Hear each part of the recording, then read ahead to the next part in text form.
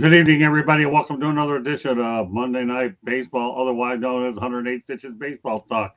Have a great crew tonight. All of my core is here tonight.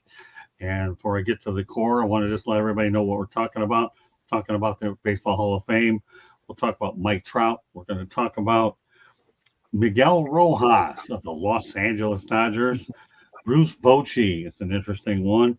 We'll talk about the All-Star game last week about what it drew. Jim Schlossennagel, and I think Ashton Nix will know a bit more about that than we do. That'll be his exclusive topic. And Paul Guinness, and as well as we'll talk about Rachel Robinson, Fred Clare, and perhaps Shohei Ohtani, depending on the way the show goes. With that said, I want to introduce the crew to my left. Is George Eichhorn. George, welcome back. Thank you, Scott. Good to be here tonight.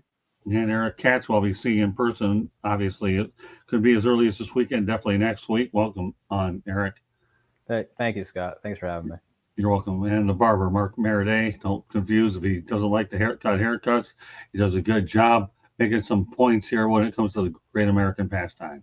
Hey, Scotty, I was intimidated by you last week, so I wore sleeves this week. Oh, there you go. All right. Well, it is what it is. Sleeves aren't the worst thing in the world. This is the NBA. We're talking baseball, man. The NBA, they want to do the tank top stuff. They can do it. And last but not least, our man residing in Texas. And we welcome back Ashton Nix. It's been a few weeks. Glad to be back on. It's always great to have you on whenever you get here. So, all right. Well, let's go right to it. Hall of Fame. Congratulations, Adrian Beltre, Todd Helton, Joe Mauer, and Jim Leyland.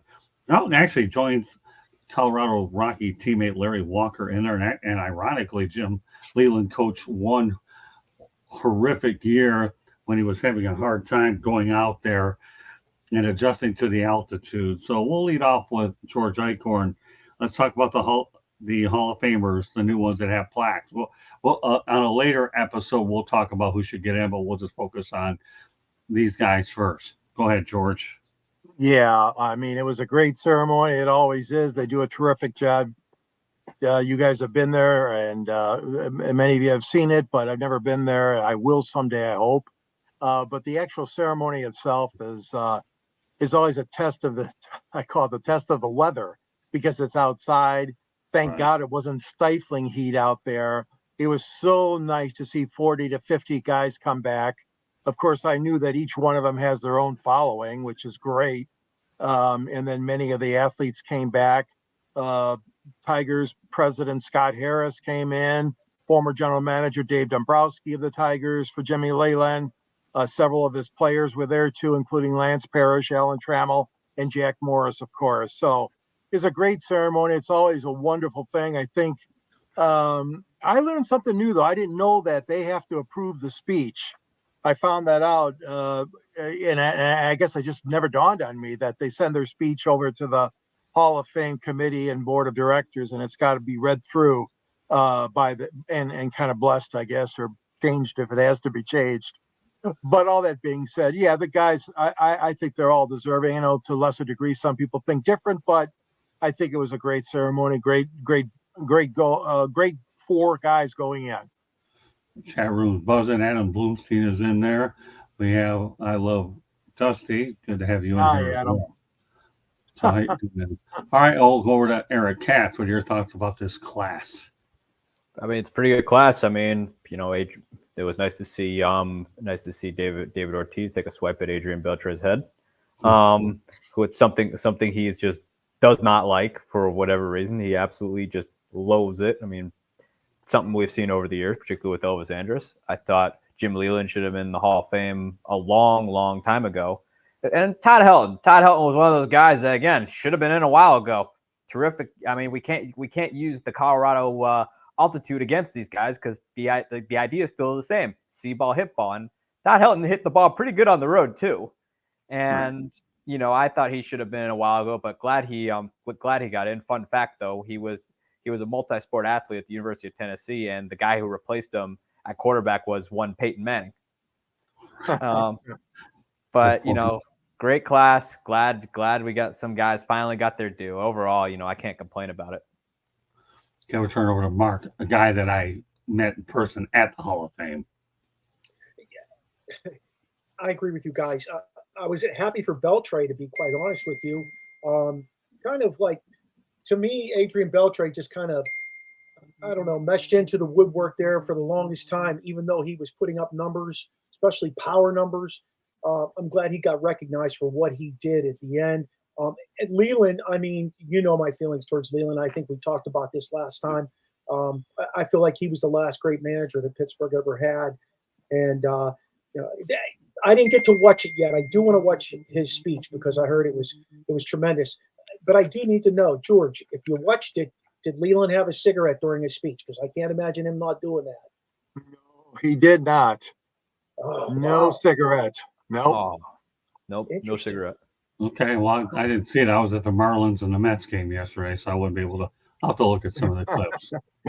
All right, Ashton. Adrian Beltre is just one of those the players that have had a long career and success with multiple teams. Where if you mention Adrian Beltre, depending on how long you've been into baseball, maybe your age, you may be picturing a completely different player. I mean, obviously for me, spending his last 8 years here in Texas, I'm a Rangers fan. You mentioned Adrian Beltre, I'm picturing him in a Rangers uniform. One of y'all might picture him in a Dodgers uniform. I mean, wasn't as successful in Seattle, but he was significant there as well. Jim Leland's the same thing, where he had a lot of success for the Pirates in the 90s. And then I think of him more as the Tigers manager, being, my age, and obviously the Rangers facing him in an ALCS where he had a ton of success too. And he only spent 2 years in Miami, but won a World Series there. So if you have success with multiple different organizations, it seems like you're probably destined for the Hall of Fame. And then the exact opposite, you have two guys, Joe Mauer and Todd Helton, who played their entire careers for one organization, which is very rare in baseball. Todd Helton, basically, I mean, Mr. Rocky to me, like my formative years growing up through high school in the early 2000s, that's who I thought of when you mentioned a Colorado Rocky. Like, he just was the idea of that. I don't even know how to put in more into words, but he was the Colorado Rocky, especially since the franchise, he was on the franchise. I don't know if it may not have been the first year they were an organization, but pretty early on. And then Joe Mauer, I was surprised he wasn't already in the Hall of Fame. I thought he should have been in sooner. Yeah, well, you know what? I had the good fortune of talking to Todd Helton and Larry Walker years ago in the Cactus League. You won't ask for too much nicer people than those guys. They really are. And I don't care if they played in Colorado or not. They could just plain out hit. Mm-hmm. I think the thing that's amazing when you look at this class is we know that Jim Leland, did well with wherever he went. It's ironic that I happened to be over at the Marlins and the Mets, and local TV, was able to go out there and address him winning that championship when they were the Florida Marlins. So of all days for me to go out there and be at a Marlins game, it just so happens that their former manager went out and got inducted into the Hall of Fame. It's a great story. And I think anytime you look at the Hall of Fame, these guys are really, really overdue. They really were. And as Ashton pointed out, a couple of them played their entire careers with one organization. So that's good stuff. So, all right, Candy, why don't we go to a station break and then you can keep addressing the chats. Okay. And then we'll go ahead and go right to the chat room. I have a feeling it's going to get a bit interesting here. Well, you are listening to the South Florida Tribune on the South Florida Tribune YouTube channel. If you see the red subscribe button, that means you haven't subscribed. Please do so and share us with all your friends and family. Monday nights, we talk baseball. Tuesday nights, we talk football. Wednesday and Thursday nights, you never know what we're going to be talking about. We could be talking about NHL, NBA, NFL, MLB, the National Hot Dog Eating Contest, Cornhole. You just never know what we're going to have up our bag of tricks. That's Wednesdays and Thursdays. Typically on Wednesdays, Scott does the Motor City Mad Mouth Show on nofilter.net. The South Florida Tribune Publishing Company published a book last November. It is called Lessons from the Microphone, Tuning into the Enduring Wisdom of Visionary Leaders. It is written none other than Scott, the Motor City Mad Mouth, with the foreword written by George Eichhorn. It is available on Amazon, Kindle, Barnes & Noble, Apple and Google. You can go to our website, www.southfloridatribune.com. There is a link for the book, as well as for our online merchandising store, where you can grab yourself a t-shirt, a sweatshirt, a baseball cap with the South Florida Tribune logo on it, or with the Motor City Mad Mouth logo, whichever you prefer, or better yet, get both. If you like to listen to podcasts, we're available wherever you get your podcasts, Apple, Google, iHeartRadio. If you have show ideas, you can email us, southfloridatribune@gmail.com. Our website also has the writings of Scott and George. It has pictures that I have taken. It also has transcripts from the Dolphins, the Jaguars, the Lions. It also has college updates from sports from around South Florida, from the FAU Owls to the USF Bulls to the Miami Hurricanes to the Florida Gators. I think I covered it all. Scott, one last thing. If you want to advertise or sponsor a show, call Scott 954-304-4941. If I talk too fast, rewind. Or it's scrolling along the bottom. Twitter or X is @Tribune South. Back to the program. Folks, if she's talking too fast, she learned it from me. No problem. All right, Candy, why don't you go out there and go to the chat room and let everybody be seen anyways. So we'll go right to the top, and then we'll go on to the next topic. Okay, what's up, Scott? Oh, well, Dusty, let's keep it going. All right. And what's going on? Joshua Door's back. Spent a little time with us on the football show earlier. Welcome back, Ashton. Well, you got a good fan there, Ashton. Yeah, what's up, buddy? Eric Katz? I've missed you, my friend. I don't know how to take that one, but all right. He says so for the moment. Don't give Barbara a hard time. And that is fine. Okay, we'll definitely take your orders there. We don't give him a hard time, but at least you got some respect built in. We got it. Got here right in time for the station break. We love Candy. That's nice of you. Okay. I love her too. But all right, how about table tennis, Candy? Wisniewski has been on fire. I'll tell you, doesn't Joshua Door have all these ideas, Eric? And this guy, I'm just waiting to see him get in front of the camera to talk about him. All right, I think Eric Cat needs a better backdrop to enhance the broadcast curve appeal. All right, well, there you go. That's what he says. Okay. I'm the KFC. I do eat that. It is pretty good. And dog check. All right, there's your dog check. Dusty, leave these guys alone. I'll do it tonight. Dog check. Belly Up should advertise on the show. That's out of my jurisdiction.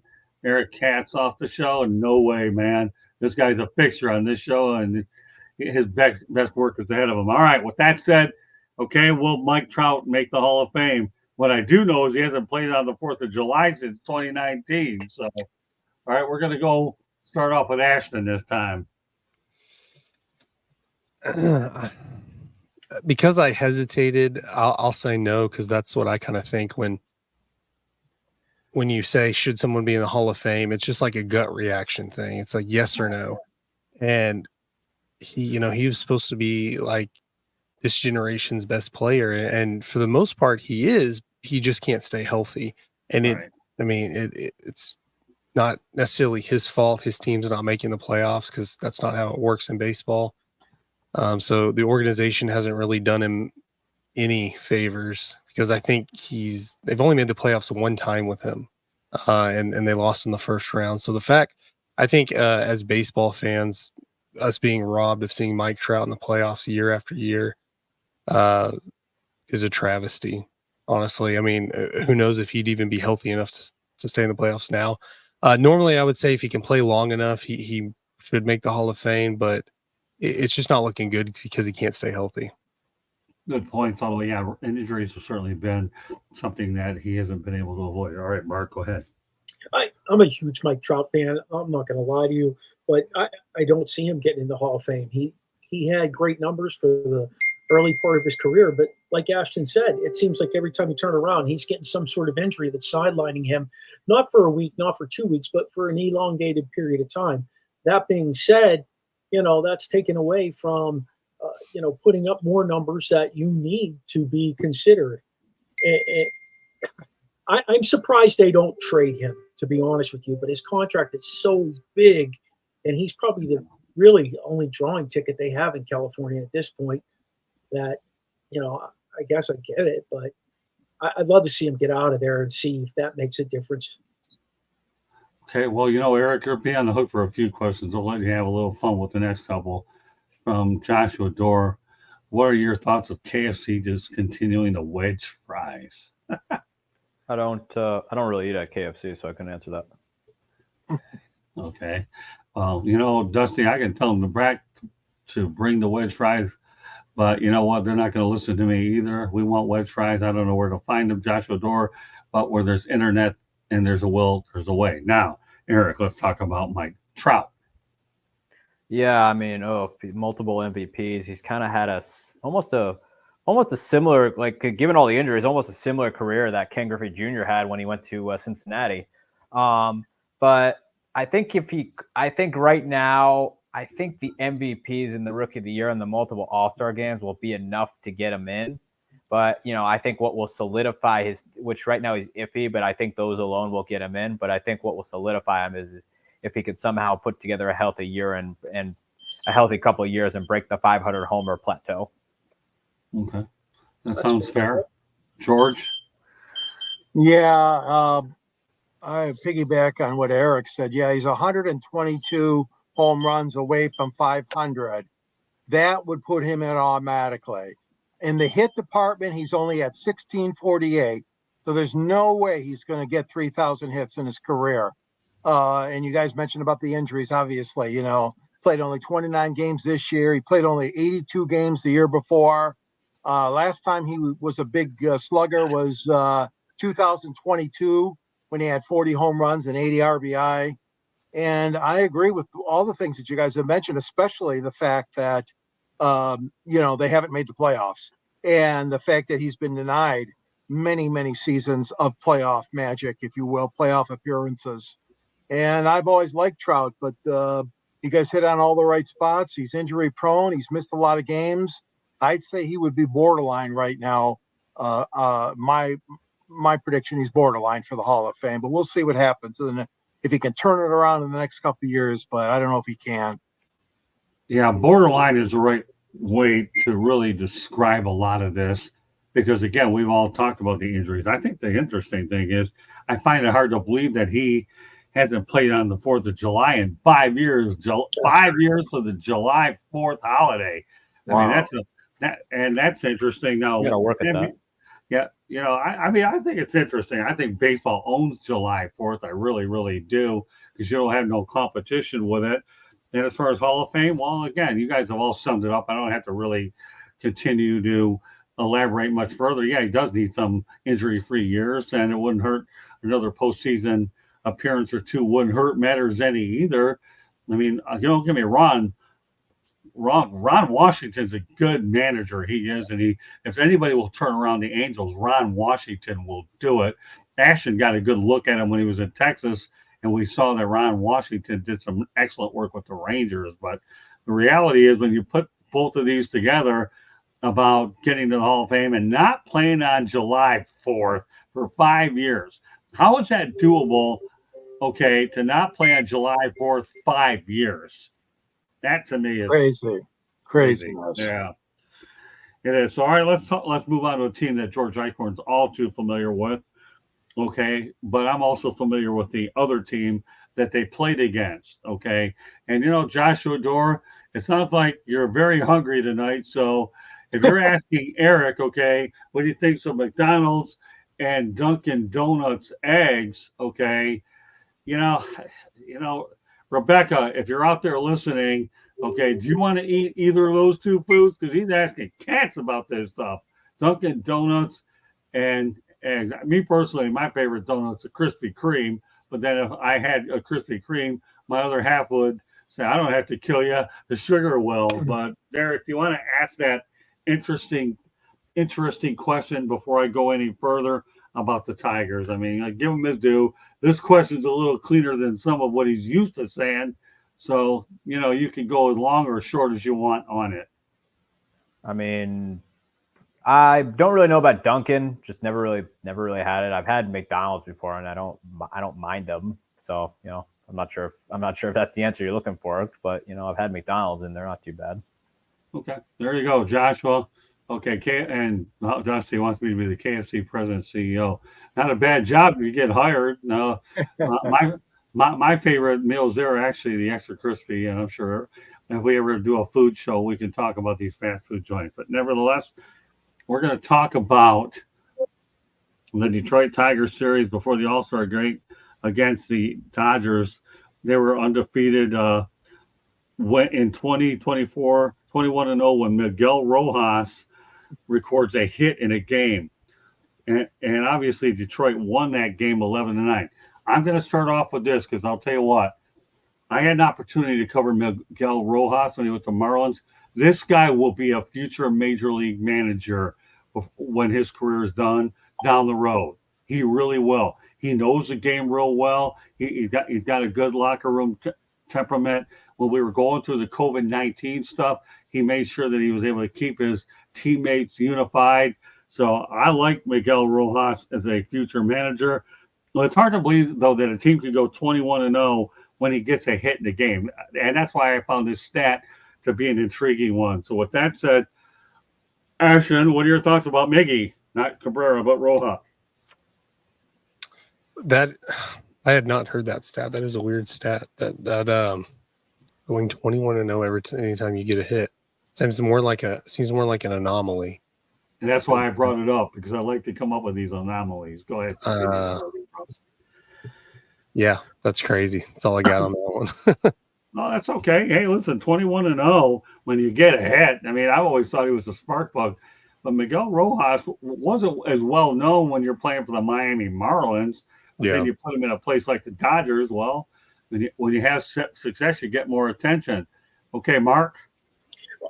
I think you answered what I was going to. I think you said what I was going to answer. You start playing with some better teams and better things happen for you. You got other hitters around you, and that gives you an opportunity to continue to prosper as a hitter. And that's basically where he was and what he did. I mean, at the end of the day, any guy who can put up that statistic 21-0, that's pretty amazing to me. I agree with you, Ashton. All right, Eric. Baseball is such a weird and random game sometimes, especially with the various statistical variations you can come up with. Like you can probably come up with over 1 billion of them. But it's it's an interesting stat, that's for sure. I mean, probably will go down with it. But I've always knew of Miguel Rojas as a terrific, as a really good defensive shortstop. Right now he's with the Dodgers, so he's actually having doing all right this year, and having to step up, especially for Mookie Betts being out for so long. But it's definitely a quirky stat, that's for sure. One of 1 billion. Yeah, baseball is filled with quirky stats. All right, Joshua Doro applauded your answer of McDonald's and the Dunkin' Donuts. All right, Joshua, good stuff. That's why I put it on there. Okay, now let's go ahead and talk to one of Joshua. I don't even know what you guys are talking about baseball. I know nothing about baseball. That's all right. All I know is the ball has 108 stitches. Well, you know what, Joshua? That's good enough. That's what you need to know. Okay. So that's it, George. Go ahead. Oh man, that is a really quirky stat, Scott. I mean, I'm looking at his numbers. The last week he just hasn't been there. They swept Boston, and he didn't get a hit in any one of those games. He only got one at bat Sunday, and then he was 0 for 5 Saturday and 0 for 3 on Friday, I think it was. But yeah, he's helped them out, but I mean, he's just not that good with the stick. I mean, he's a defensive guy mostly, like you said, Eric, and I really think that they got him there obviously to help out. But the situation with those odd stats like that, yeah, it's crazy, man. There's so many things like that happen, but boy, oh boy, yeah, the Tigers were quite surprised that I think themselves that they were able to come from behind to win those 2 games. Oh man, especially that 11-9 one. And anyways, but yeah, it is a quirky thing, that's for sure. Wow. Yeah, that's why I like coming in here and coming up with off the wall stats because that's Yeah. what baseball is such a great sport. Right when you think you've seen everything, you haven't seen anything. And every one of you guys, to me, has come up with the right answer to describe this type of stat. That's why you guys know I like to come up with off the wall stuff. But again, Yep.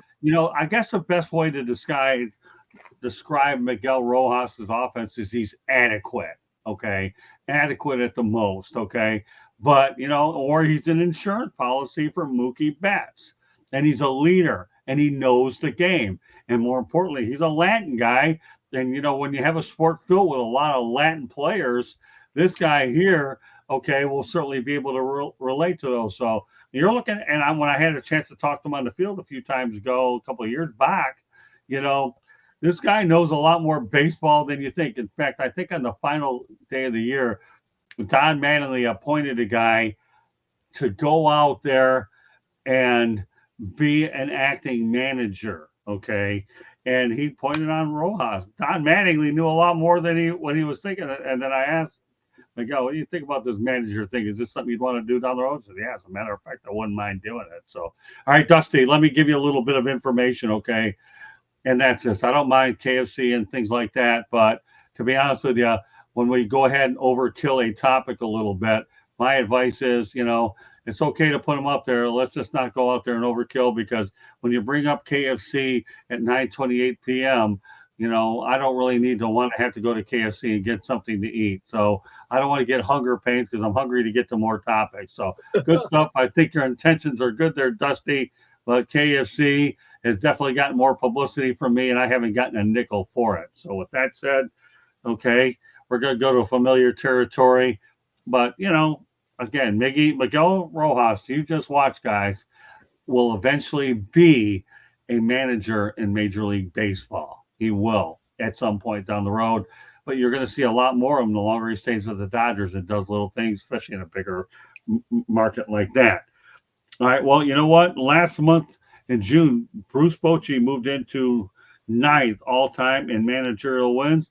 If there's ever a future Hall of Famer, Bruce Bochy is it. Right, Ashton Nix? Yeah, absolutely. And I think he has an opportunity to move a few more spots up. I think maybe one this year if the Rangers can get it together and stay healthy. But yeah, we've loved him here in Texas. Obviously, you win a championship your first season, you're gonna get a lot of slack there. Now I wouldn't say Bochy's necessarily struggling this season. It's just the Rangers have been a lot of injuries, is what it is. But we love him here. We're not blaming him for anything, and we just hope the best and hope he can move up a few more spots and be in a Rangers uniform while he does it. Well, I mean, let's face the reality. The guy's won 4 world championships in the first place, 3 with the Giants. He won one in Texas where they've never won one. Anytime you're a coach or a manager that's been to an organization where you've never won, they haven't won one or broken a long drought, I'm going to tell you, your honeymoon period is a long, long, long time. It really is. Right, Mark Meraday?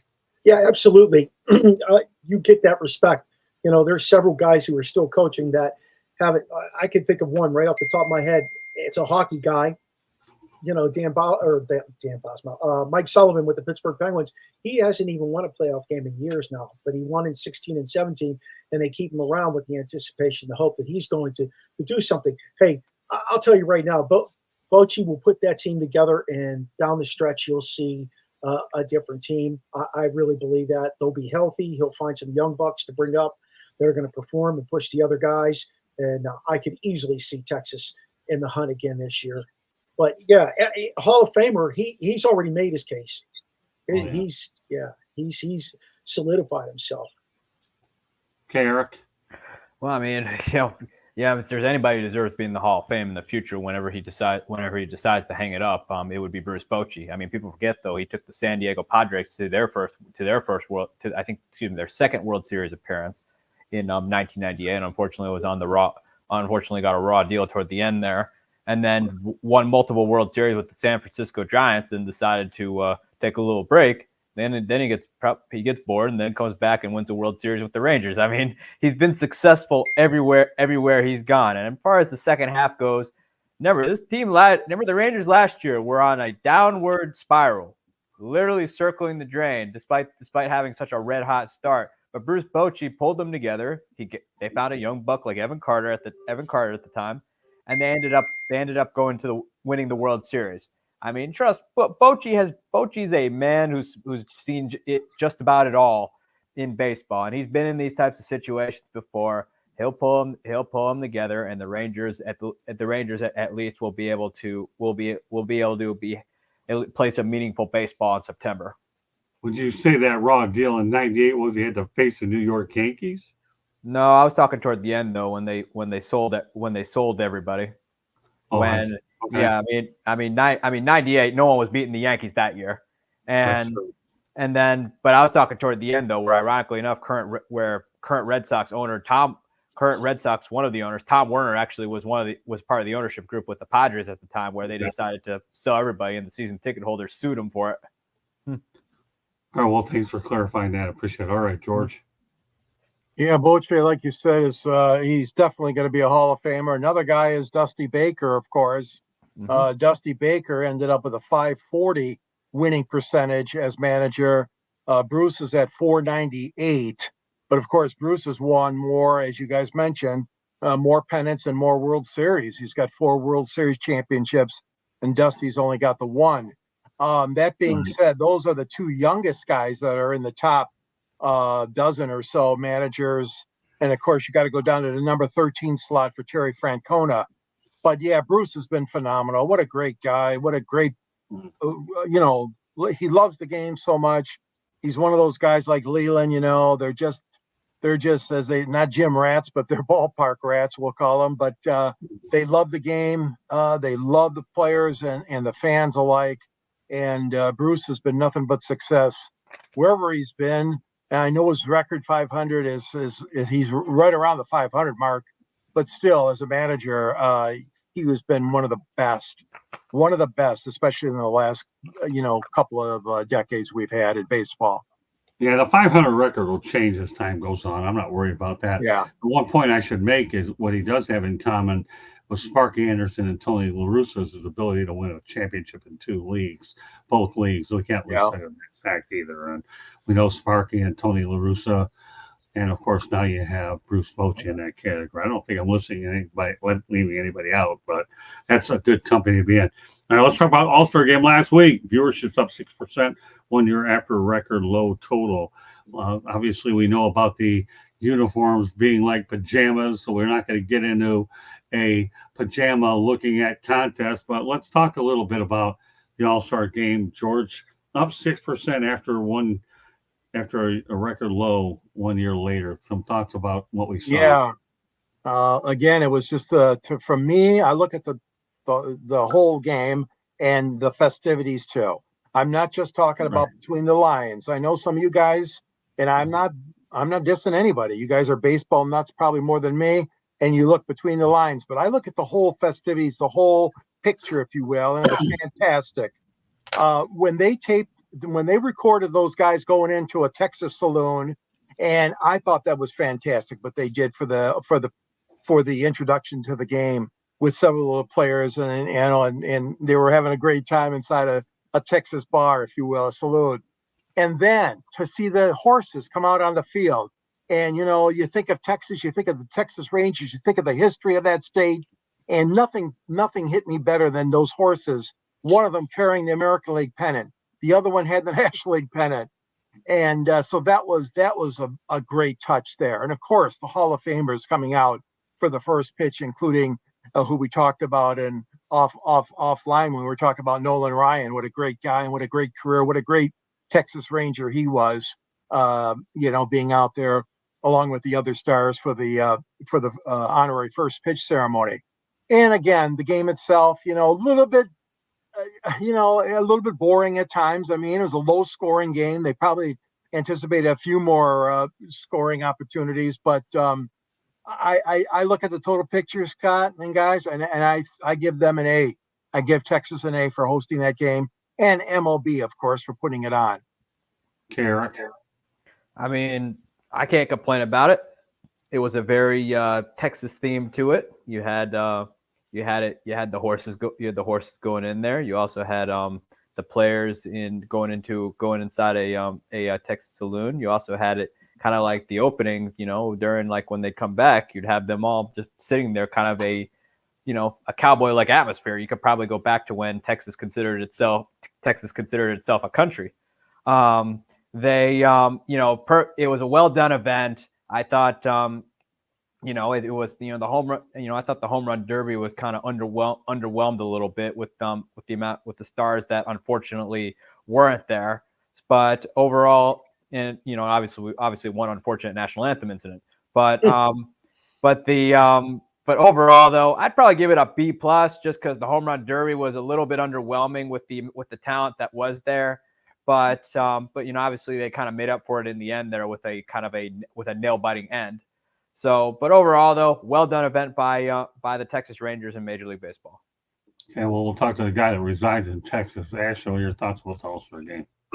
Yeah, home run derby's been lacking for a while. When similar to the NBA dunk contest, when you're not having the stars come out, occasionally you'll get a couple of stars anyways, and but I know a lot of them complain that it kind of messes with their swing when you're going to try to hit home runs. So that's going to happen. And then baseball, the game itself, I mean, it's the one all-star game that is just going to be your generic baseball game, because NBA, you can mess around and make it a fun game. Same with football.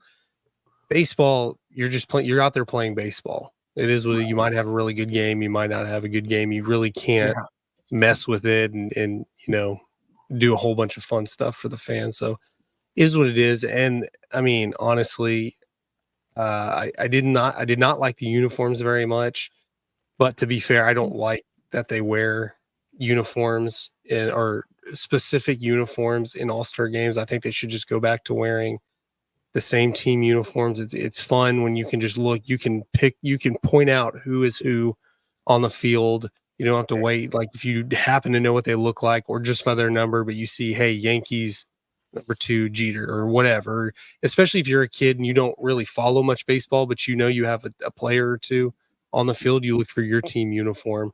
Other than that, outside of that, I think they did a great job hosting. The national anthem. That was fun to talk about. I mean, it was something, but yeah, I thought they did a pretty good job. I mean, I'm satisfied being a Rangers fan and being a resident of North Texas that we put on a pretty good show. Okay. Mark? Did you expect Nolan Ryan to do anything but make sure that All-Star game went off without a hitch? And, other than the national anthem, I mean, come on, man. It's Nolan Ryan, and he's calling a lot of the shots there, I would have to say. And I would expect that from Texas. I've been to that stadium. That place is amazing. Just absolutely amazing. I enjoyed it. I agree with you guys, though. The home run derby has just been blah. They've got to add a different element. Somehow they've got to do something different with it. I like the fact that the winning team gets to, that league gets to host a home field advantage for the World Series. I love that piece of it. That's a great piece of it. You don't like it, George? No, they don't do that anymore. Oh, they stopped? Yeah. Oh, when did I miss that? Okay. No, don't worry about it. We're all slowing down. All right. Keep rolling. That's all right. Keep rolling. But I agree with Ashton in terms of the uniforms. I would much rather see those guys trot out there in their own uniform. I think that's an honor to go out there in your own uniform representing your team than it is to put on pink and powder blue uniforms. Yeah. Okay. The only thing I'm going to say about the subject is I agree with all you guys. They need to go back to change the uniforms back to their original teams, number one.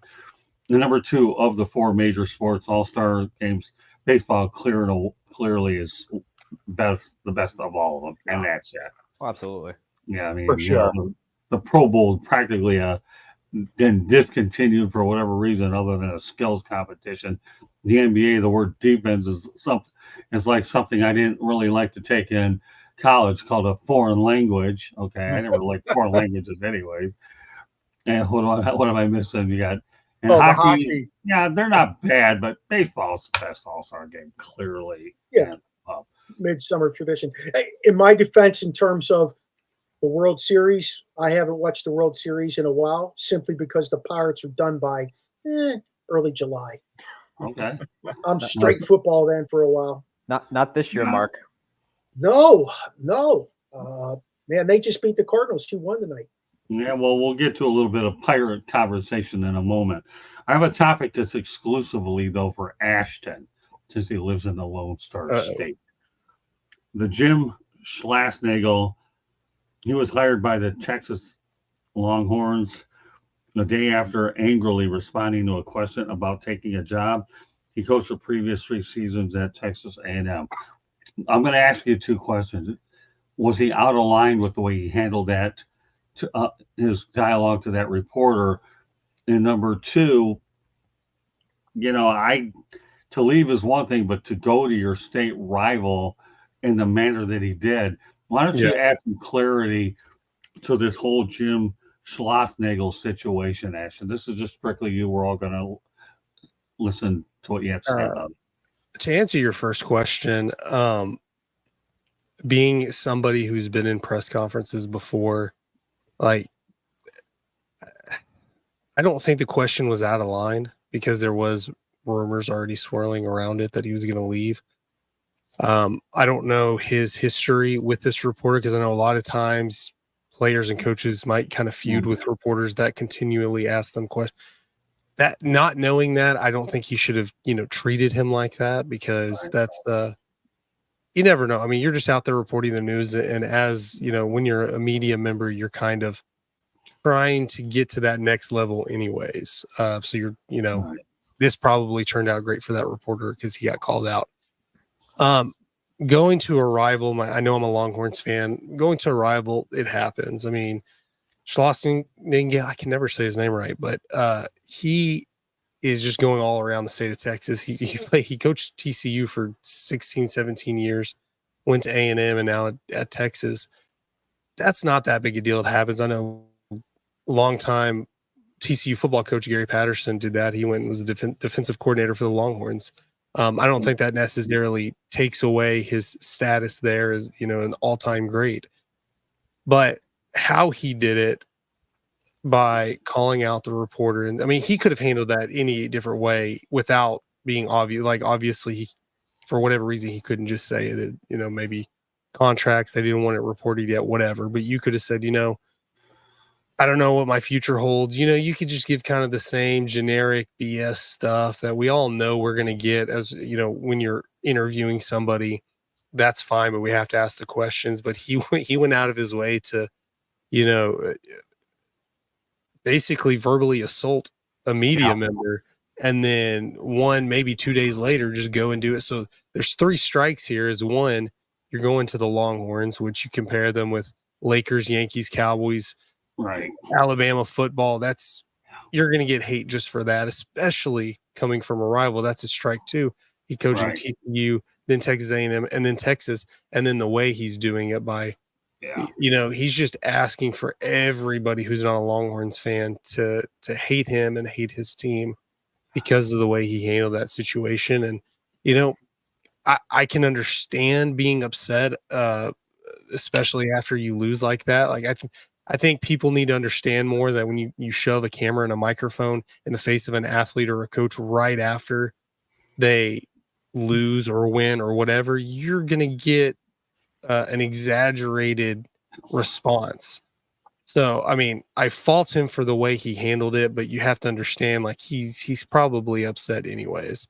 But yeah, he did not handle that at all the right way. And I think he's going to have a target on his back from media members to baseball fans to just everybody. Yeah, you can't belittle a reporter. I don't care what anybody says. Yeah. You can't do it. If you do that, I mean, George and I obviously wear the cap. Eric will one day wear it, and Mark Meriday, obviously, he's probably talked. But you can't belittle a reporter only to make yourself look even worse the next day, where the guy knew what you were going to do, and then it happened. That to me is bad. Now, I've worked with a lot of coaches over the years, and I'm not going to get in every one. But the one guy who is the most classy coach I've ever seen when it comes to dealing with the media is a guy by the name of Mario Cristobal from the Miami Hurricanes. He says it at his post-game press conferences that if a reporter's struggling okay, trying to get the right word for a question, he'll answer it. He said, but the one policy he has, and I've heard him say it many, many times, is he will not, under no uncertain terms, ever embarrass a reporter, no matter what. He won't. That's how classy Mario Cristobal is. What I've tried to do with him is I word my questions very carefully because I like having a good working relationship with Cristobal. I do believe he's going to do some incredible things with the Hurricanes before it's all said and done. But you talk about class. This guy showed anything but class, and that's why I thought it was worth our while to only let Ashton talk about it because you're talking Texas to Texas A&M. Remember, these two are now rivals again in the Southeastern Conference, so that only adds to the friction there. And unfortunately, this reporter was on the wrong end of the guy. And I'll bet you if that Schlossnagel had a chance to look it over again, you might wish, I don't care if he says a simple apology later when the PR guy said that's something coach wouldn't have done. Okay, anybody could tell you that and do damage control, but you can't treat us like that. We're the bloodline to promoting your program. You really are. But I work with a lot of great coaches, and a couple of them are in a book recently. Tom Herman of Florida Atlantic University. A lot of people in the Midwest are familiar with him, and of course Mario Cristobal is a guy who I have so much respect for. It's ridiculous. All right, Katie Ebley wants to add a little bit of information about the All-Star game. What do you get for winning the All-Star game? For example, the winning team will get $25,000 per player. If a winning player decides to wear a microphone, to get another 10 grand. Well, that's not bad. You can buy a good microphone for 10 grand, right? So good stat there. All right. Well, obviously we're going to a Pittsburgh topic. I know he hasn't been here in a little while, a couple of weeks, but we're going to lead off with him anyways. Did Paul Skenes live up to the hype of last week's All-Star game? Ashton next. I mean, considering he pitched really well, and you're pitching against the best hitters in the league, I would say he lived up to the hype. Hitless first inning. I know he did give up a walk, but maybe what didn't live up to the hype was his matchup with Aaron Judge. Although it went fine, but I was hoping for more like a 8, 9, 10 pitch at bat or something like that. But he was able to get out of that, and it's hard to tell after. I think he pitched the full first 2 innings, but I mean, talk about just going in there and not feeling the nerves at all, ice in his veins. Like every other pitch, a graphic popped up like was the 5th rookie to start an All-Star game. Then a couple of pitches later, I believe the 2nd quickest to be in an All-Star game after being called up, and then 2nd or 3rd youngest to start, and like just making history every, like a graphic every 2 seconds being popped up. He looked calm, cool, and collected, and I don't know, unless somebody expected him to strike everybody out. I don't know how he didn't live up to the hype. But I will say that I will be disappointed. Hopefully, maybe the Pirates do make it to the World Series. I mean, not that I'm a Yankees fan, but that would be an interesting matchup, Yankees and Pirates, and you get to see Skenes and Judge a little bit there too. So, Ashton, what are your overall feelings about Paul Skenes? I wouldn't say he came out of nowhere, because there was a hype built up, but I think we were expecting him to come up a little later than that, and then he just boom, he's on the scene, pitching great. And then I remember talking on one of our podcasts that just a couple of weeks before the All-Star game that Skenes needs to be in the All-Star game, and we didn't expect that to happen. We're like, it probably won't. He's very. We didn't even think he would be the starter. That wasn't even in our minds. But like, I understand he hadn't been up very long, and like I said earlier, I think he was the 2nd quickest to be in an All-Star game, let alone be the starting pitcher after being called up. But he's dominant. I hope, as you see with a lot of young pitchers nowadays, that he's, not going to succumb to injury or start having elbow or shoulder issues. I'm hoping that he has a good long career that we can enjoy and watch great matchups, and it's not a situation where he's just going to get Tommy John surgery and have miss an entire season or anything like that. Yeah, one stat that we brought up last week was I think he's the first pitcher in MLB history to be drafted number 1 and then make the All-Star team, I believe, in his rookie year. So that says a lot about the guy. All right, now we'll talk about the guy who's Pirates all the way. And now he tells us he doesn't watch the World Series once the Pirates are out earlier. Mark, go ahead. What are your thoughts about? We'll stay with the point in hand. Did he live up to the hype of the All-Star game? We'll just keep it. Absolutely. I would not be surprised that was arranged for him to pitch to Judge, because I knew he was only going to pitch 1 inning. In fact, they've been resting him since that 1 inning. The Pirates have not pitched him yet. And they played 4 games since the All-Star break. So I would not be surprised if that was something that Major League Baseball wanted to see happen. As far as the Pirates playing the Yankees in the World Series, that might be an interesting thing, other than the fact the Pirates don't hit consistently, but their pitching it's really coming around. It's young, it's solid. I was listening to 2 different analysts today, Major League Baseball analysts, talk about how the top of their rotation is just lights out. And in a short series, 5 games, 7 games, something like that, it could be lights out for somebody else if they're on all strides. But he definitely deserved to get what he got, unquestionably. He should have been the starting pitcher. He should have saw the guys he saw at the beginning of the lineup. He has a different kind of work ethic, though. I think I mentioned this before. I had the guy from the Indianapolis Indians on, one of their broadcasters, and he talked about him, and he said how this guy is always doing something to better himself, leading other people, taking them down a road to better themselves. Even at 22 years old, he has a lot of guys who are just following his lead. His pregame workout is insane. It's just crazy what he does, because he wants to make sure he doesn't have arm issues. He throws the ball with his whole body more than anything. And it's pretty fun to watch him go through all that. I'm always excited when he's pitching. I got to tell you, I got to get to Pittsburgh and see him pitch. I have to. Okay. Eric? I mean, he's one heck of a pitcher, that's for sure. I think he's certainly taken over. It's certainly becoming his team in Pittsburgh. But I wasn't really too fond of everybody hyping Judge versus Skeens like at some old time boxing match.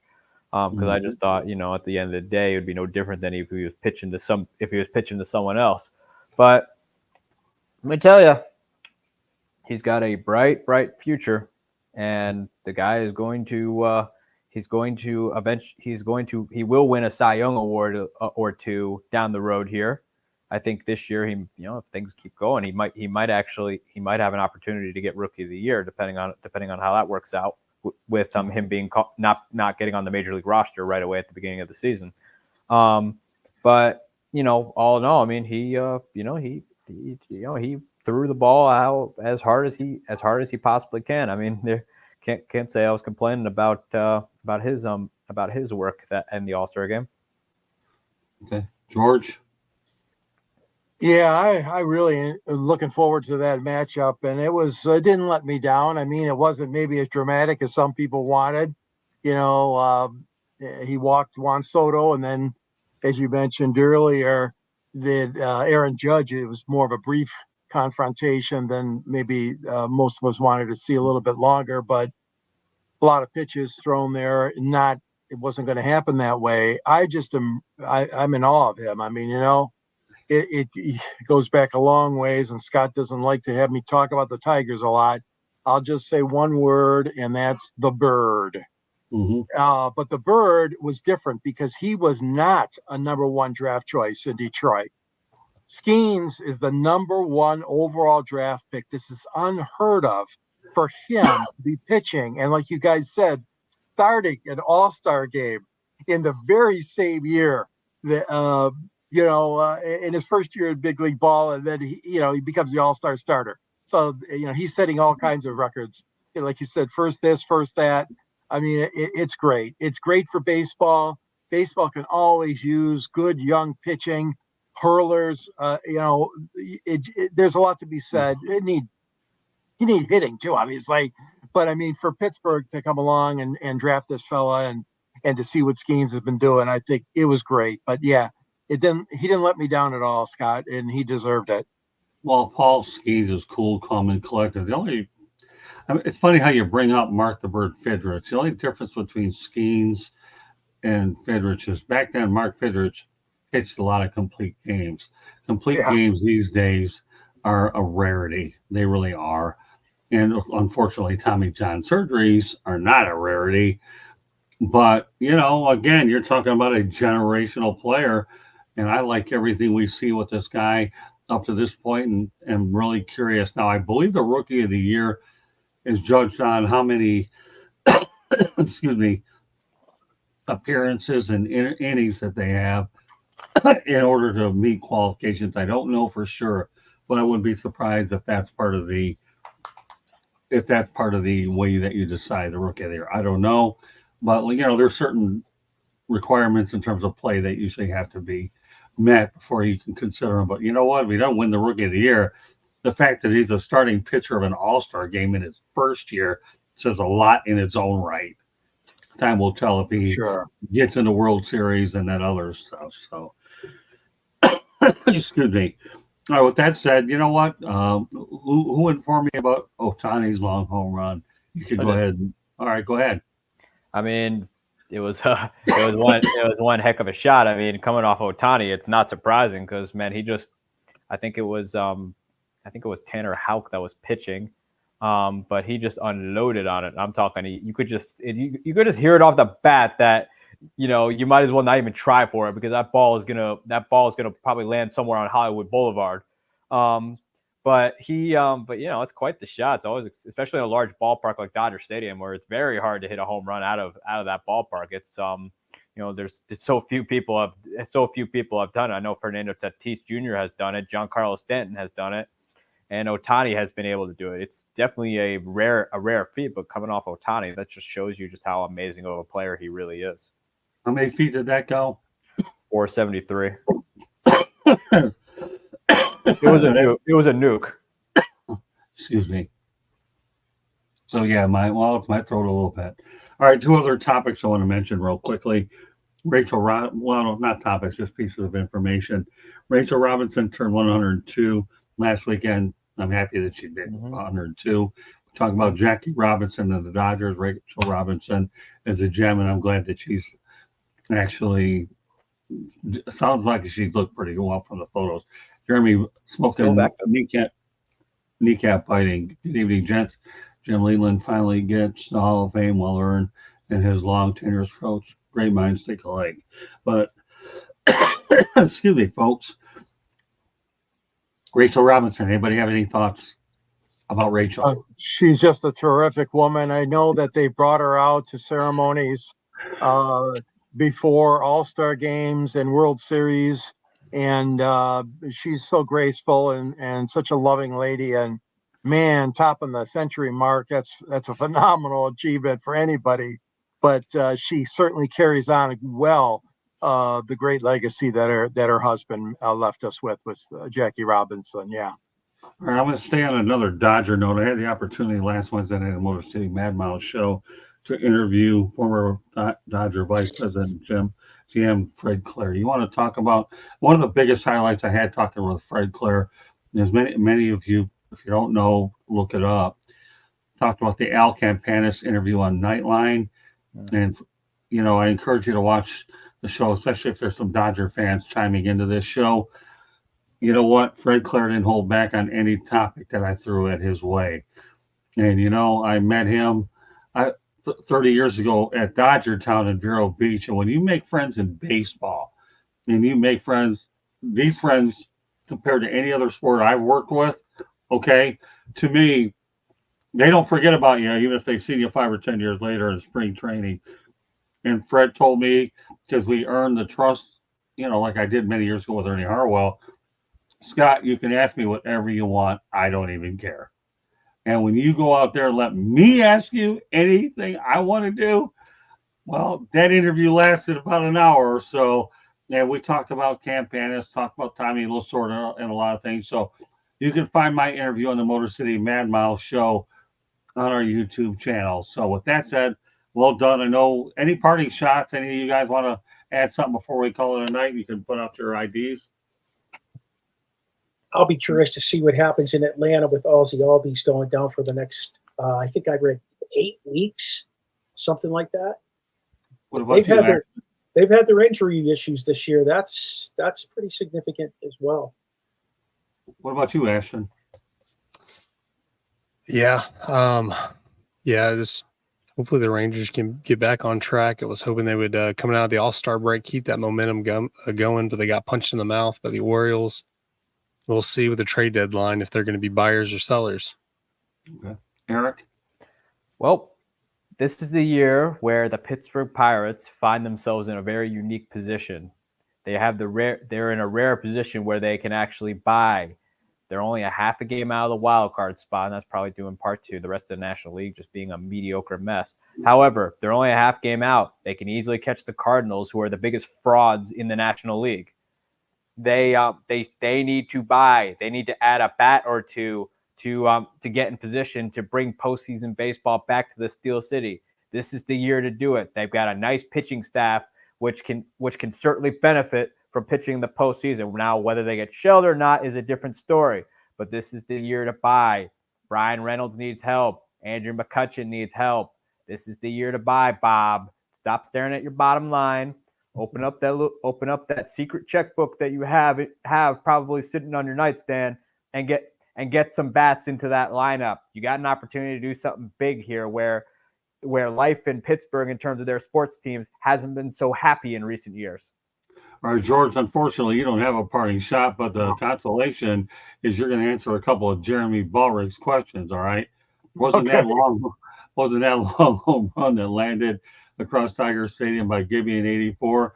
George, wasn't it considered over 470 feet too? And then he goes on to elaborate. That one landed on Ace Lumber Warehouse. Yeah, I know what he's talking about. He may be confusing the Reggie Jackson moonshot of the 1971 MLB All-Star game when Reggie hit a transformer that was attached to the light tower in right field. That ball would have gone well over 500 feet had Reggie not hit the light tower. I'm not so sure about the kneecap. I'm not so sure about the Gibby. I'll look that up for you though and see. I don't remember that being landing on the lumber yard, but that's a good point. I'll research that for you. There you go, Jeremy. If you don't get the answer tonight, George will make sure you get it sooner or later. So with that said, we're going to go out there. Well, okay, nope. Give me Okay. You missed the light. Yeah. I'm the one maybe that's confused me, but I'll get it straight. Yeah. All right. You know what? With that said, Candy's going to take over.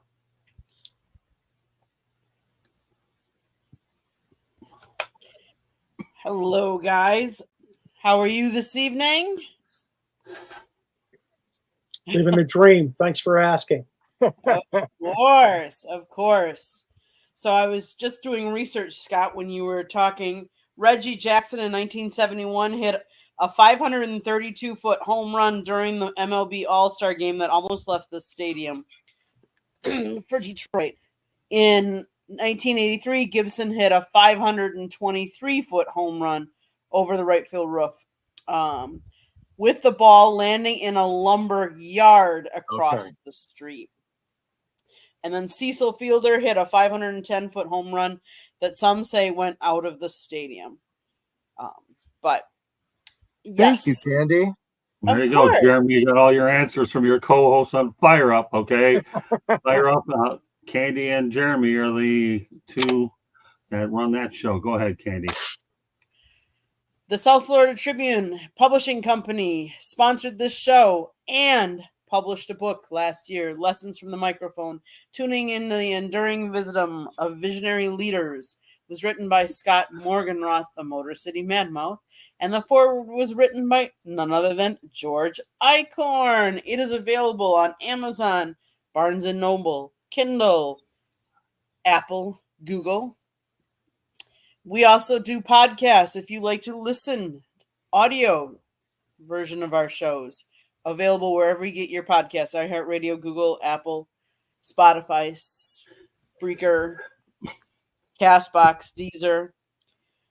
We have a website, www.southfloridatribune.com. It has the ratings of Scott and George. It has pictures that I have taken out in the field. It also has a spot that has a store. I know you all can't wait to get a South Florida Tribune hat or a t-shirt or a pair of shorts or a sweatshirt.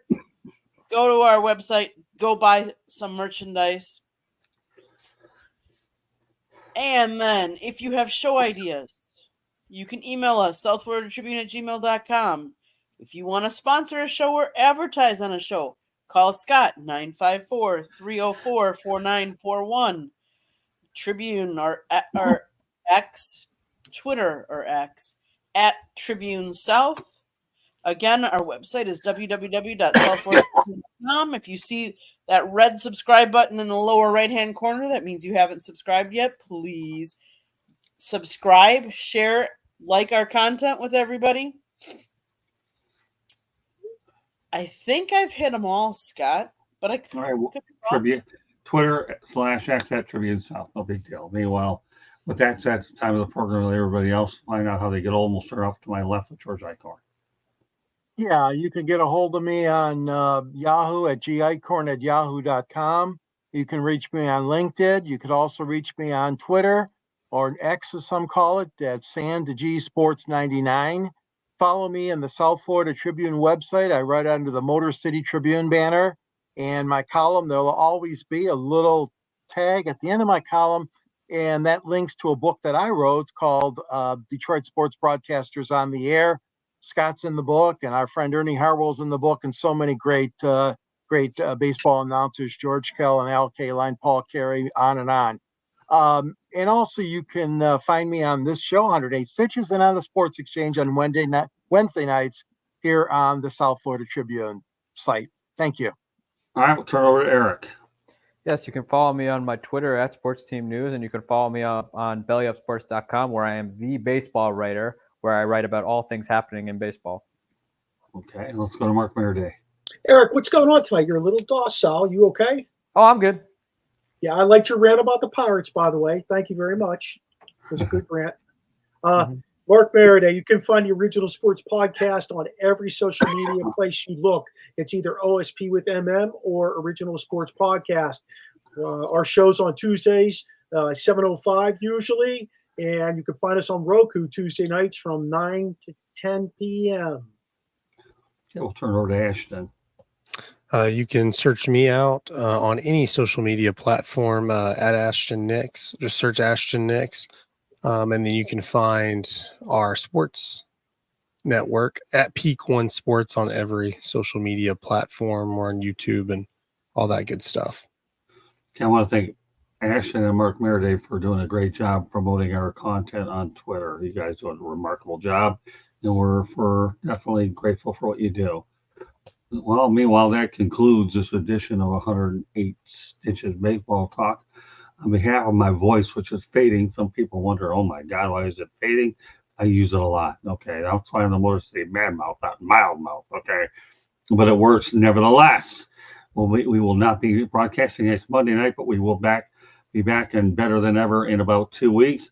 Candy Ebling and I will be up in the greater Milwaukee area, where Eric Katz currently resides. So looking forward to catching Eric in person and presenting with a copy of my book. Certainly a guy like everybody else out there, you know, that he's a student out there that continues to get better with every show and all his writings as well. So meanwhile, on behalf of Eric Katz, George Icorn, Candy Ebling, Ashton Nix, Mark Maraday, my name is Scott Morgan, Motor City Mad Mouth, thanking you for joining us on this edition of 108 Stitches Baseball Talk, and as well as everybody in the chat room that participated tonight.